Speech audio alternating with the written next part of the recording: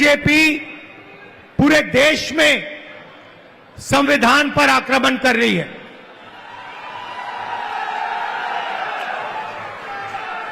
जहां भी हम देखते हैं संविधान पर बीजेपी के लोग आक्रमण कर रहे हैं। कल मैं बिहार में था और बिहार में जैसे महाराष्ट्र में चुनाव चोरी किया गया, वैसे ही बिहार में चुनाव चोरी करने की कोशिश की जा रही है।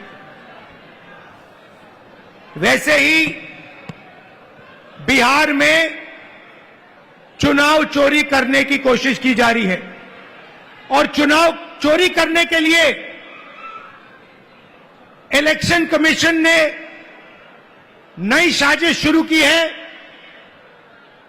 इलेक्शन कमीशन बीजेपी का अंग का काम कर रहा है, अपना काम नहीं कर रहा है।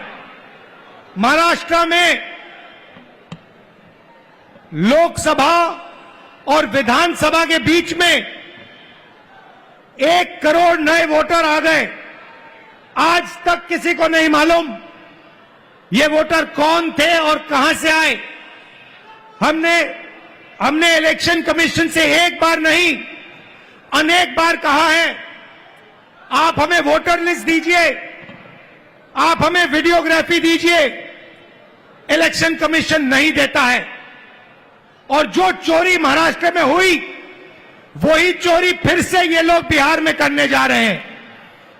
कल मैं बिहार गया, इंडिया गठबंधन के नेताओं के साथ हमने कहा कि बिहार में हम इलेक्शन कमीशन को बिहार का चुनाव चोरी नहीं करने देंगे, बीजेपी को चुनाव नहीं चोरी करने देंगे। भाइयों और बहनों, ओडिशा इनका मॉडल है। यहां पे 5-6 बड़ी कंपनियों को ये आपका पूरा का पूरा धन दे रहे हैं। अभी मैं डेलीगेशन से मिला, किसान के डेलीगेशन से मिला, महिलाओं से मिला और उनकी आवाज सुनी, उनका दुख सुना, उनका दर्द सुना। भाइयों और बहनों, जल, जंगल और जमीन आदिवासियों की है। मैं फिर से दोहराना चाहता हूं,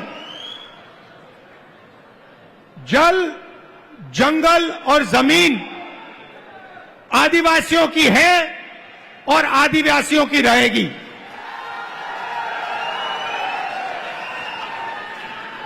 यहां पे आदिवासियों को बिना पूछे जमीन से हटा दिया जाता है, पैसा कानून लागू नहीं किया जाता है, आदिवासियों को पट्टा नहीं दिया जाता है।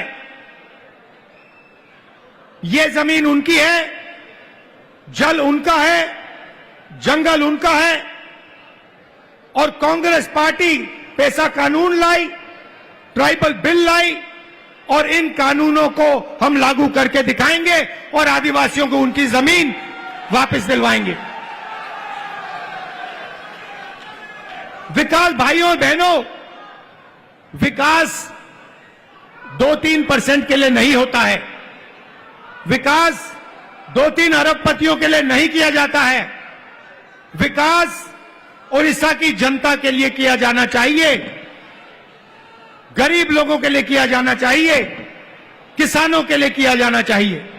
यहां की सरकार 24 घंटा आपका धन, आपका जंगल, आपकी जमीन आपसे छीनती है, आपको जमीन से हटा देती है, आपको सही मुआवजा नहीं देती है, आपको धमकाती है, आपको डराती है। और मैं यहां स्टेज से कहना चाहता हूं, हमारे आदिवासी भाई हो, हमारे किसान हो, हमारे मजदूर हो, जिन पर भी सरकार आक्रमण कर रही है, जिनके खिलाफ अत्याचार हो रहा है, उनके साथ कांग्रेस पार्टी के सारे नेता खड़े मिलेंगे। मैं खड़ा मिलूंगा और मैं आपसे कह रहा हूं कि जो आपका पट्टा है वो आपको कांग्रेस पार्टी दिलाएगी। अंत में कांग्रेस पार्टी ये काम करेगी। नरेंद्र मोदी जी एक नई योजना लाए थे। पूरे देश में उन्होंने फसल बीमा योजना, एक नई योजना लागू की थी। उन्होंने कहा था कि जब किसानों को मुश्किल होगी,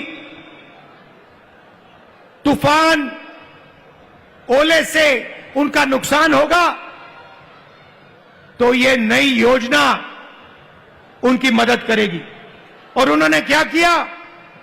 उन्होंने आपसे पैसा लिया, गरीब जनता से, गरीब किसानों से पैसा लिया, प्रधानमंत्री बीमा योजना के लिए सरकारों से पैसा लिया, सेंट्रल गवर्नमेंट से पैसा लिया,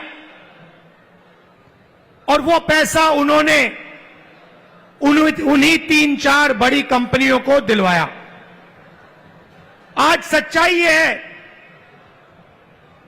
कि जब आंधी आती है, तूफान आता है, ओला गिरता है, किसान को मुआवजा नहीं मिलता। हजारों करोड़ रुपए नरेंद्र मोदी जी ने किसानों का पैसा, स्टेट सरकारों का पैसा, यूनियन दिल्ली की सरकार का पैसा उठाकर इन कंपनियों को दिया, मगर ये कंपनियां जब आपका नुकसान होता है, आपका पैसा वापस आपको नहीं देती हैं। यह सच्चाई है। और उड़ीसा के किसी भी किसान से आप ये पूछ लीजिए, जहां भी यहां पे नुकसान होता है, आंधी आती है, तूफान आती है, आप जाके पूछिए, किसान से पूछिए, क्या आपको बीमा योजना का पैसा मिला? और एक आवाज से उड़ीसा के सारे किसान आपको जवाब देंगे कि हमें पैसा नहीं मिला, हमारा पैसा चोरी किया गया, हमारा पैसा बीमा योजना में हमें नहीं मिलता है। मैंने शुरुआत में कहा कि एक कॉन्स्टिट्यूशन के खिलाफ, संविधान के खिलाफ आक्रमण है। संविधान गरीबों की रक्षा करता है, संविधान किसानों की रक्षा करता है, मजदूरों की रक्षा करता है। संविधान में कहीं नहीं लिखा है कि यह देश अदानी का है, अंबानी का है, अरबपतियों का है। यह आप संविधान खोल के देखिए, इसमें लिखा है कि यह देश हर नागरिक का है, इसमें हर व्यक्ति को एक वोट मिलेगा, जमीन इस देश की है, गरीब जनता की है, किसानों की है, किसी एक अरबपति की नहीं है। मगर जहां भी हम देखते हैं, चाहे वो उड़ीसा हो, छत्तीसगढ़ हो, जहां भी हम देखते हैं, एक नाम दिखाई देता है, अदानी, अदानी, अदानी, अदानी।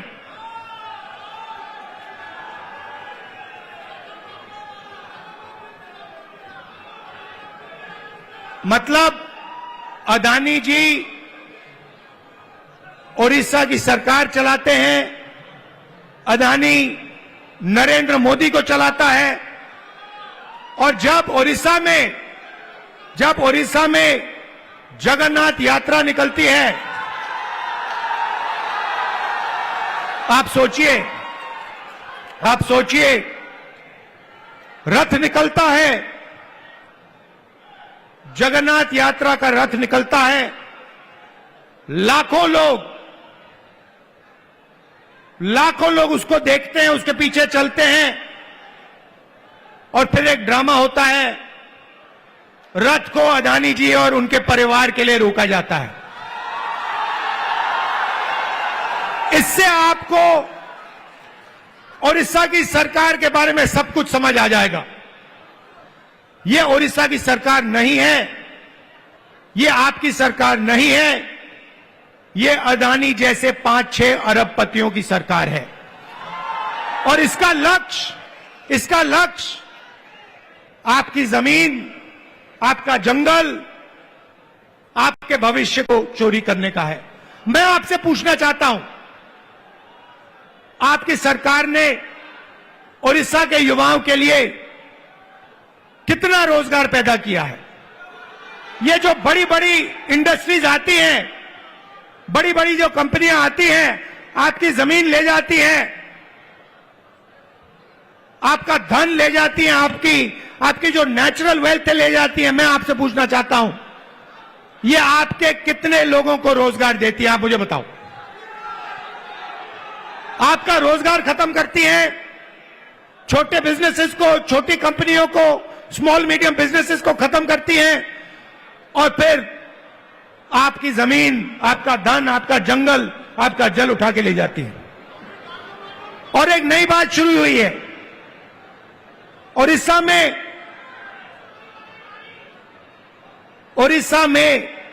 40,000 से ज्यादा महिलाएं गायब हो गई हैं। आज तक नहीं मालूम कि ये महिलाएं कहां गई। महिलाओं के खिलाफ हर रोज यहां अत्याचार होता है, रेप होता है, बलात्कार होता है।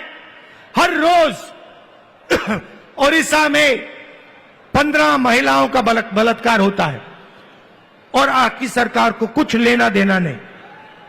आपकी सरकार सिर्फ 24 घंटे आपका खून चूसती है, आपकी जमीन छीनती है। ना उनको महिलाओं से कुछ लेना देना, ना उनको रोजगार दिलवाना है, ना उनको युवाओं से कुछ लेना देना है।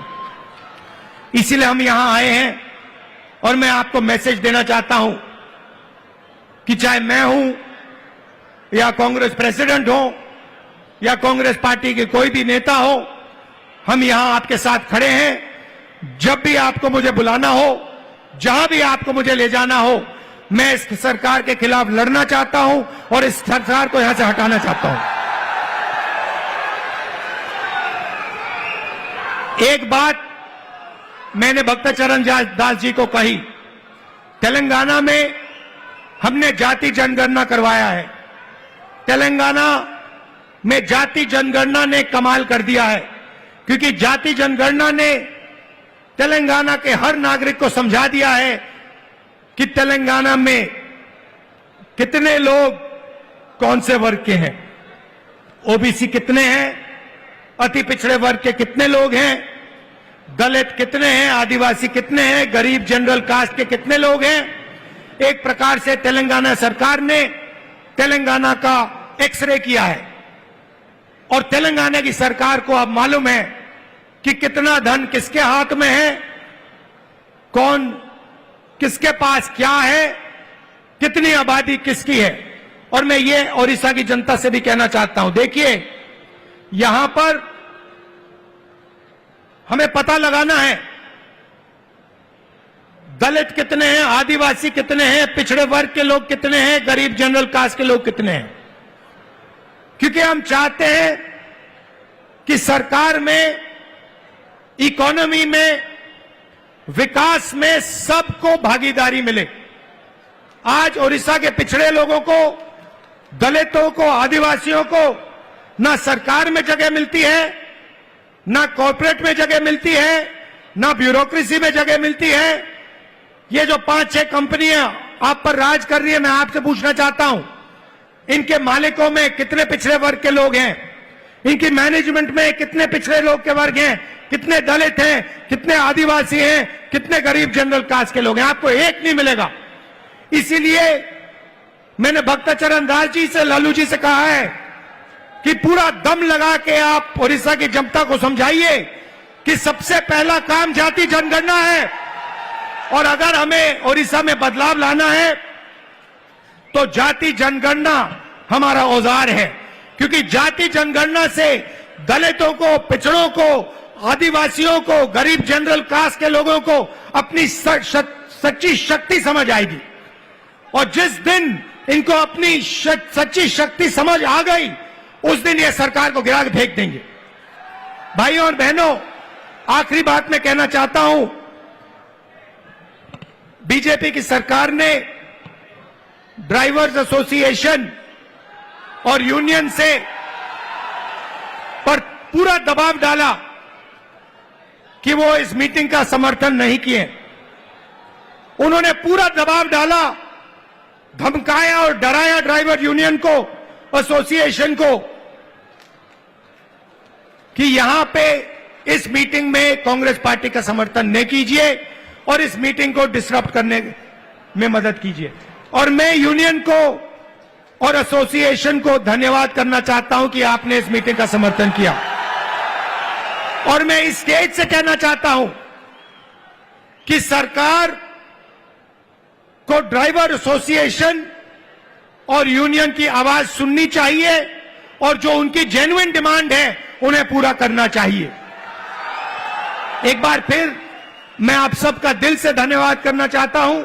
आप यहां आए, इतनी गर्मी में आए और आपने इतने प्यार से मेरी बात सुनी।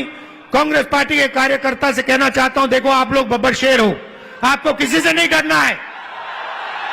आप टाइगर हो, आपको किसी से नहीं डरना है। आप आगे बढ़ो, आपके खून में कांग्रेस पार्टी की विचारधारा है, गांधी जी की विचारधारा है, संविधान की विचारधारा है। जाओ, लड़ो और इस सरकार को बदलो।